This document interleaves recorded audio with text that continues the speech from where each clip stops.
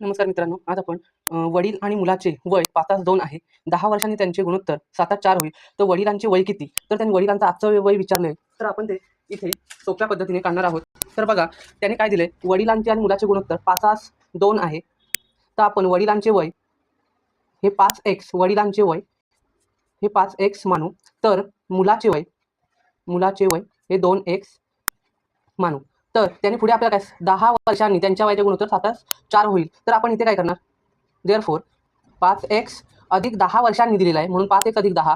तर 2x अधिक 10 is equal to 7 आहे. ते आपण 7/4 इकडे असं घेणार आहोत. आणि पुढे याचं क्रॉस मल्टिप्लिकेशन म्हणजे कसं, 4 ह्या 4ने ह्या वरच्या समीकरणाला भागायचं आहे, तर गुणायचं आहे. तर ह्या 7ने ह्या खालच्या समीकरणाला गुणायचं आहे. तर बघा, 4 गुणिले 5x is equal to 20x अधिक 4 गुणिले 10 40 इज इक्वल टू ह्या 2ने ह्या 7ला भागलं तर 14x अधिक या 10ने ह्या 7ला गुणलं तर 10 7 70. तर बघा, आता आपण इथे काटापीटी करणार आहोत. 20x तर काय होणार बघा, इथे इम्प्लाइज 20x वजा हे अधिक 14 आहे, ते वजा 14 होणार. 14x is equal to 70.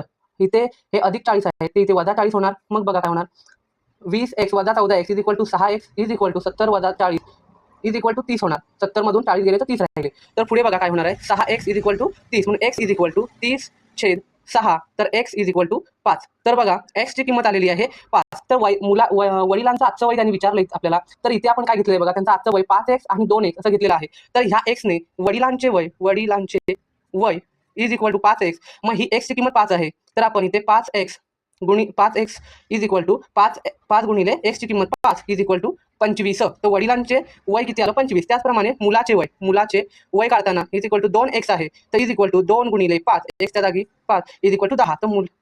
तर मुलाचे आजचे वय किती आलं, 10 वर्ष.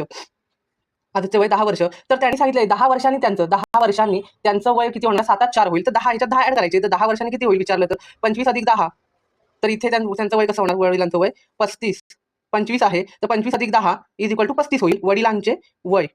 आणि तेच मुलाचे वय इज इक्वल टू काय होणार बघा, 10 आहे ऑलरेडी, त्याच्यात 10 ऍड होणार 10 वर्षांनी म्हणून इज इक्वल टू 20. तर त्याचं गुणोत्तर पण आपण काढू शकतो बघा. देअरफोर त्यांचं गुणोत्तर आपल्याला 7-4 दिले, तर 35/20 इज इक्वल टू 5 7 35 5 हे त्यांचं गुणोत्तर ह्या गुणोत्तराशी मॅच होते. तर आपलं इथे गणित हे क्रॉस चेक करून सुद्धा बरोबर आलेलं आहे. तर अशा पद्धतीने आपल्याला हे गणित सॉल्व्ह करायचं आहे. थँक्यू.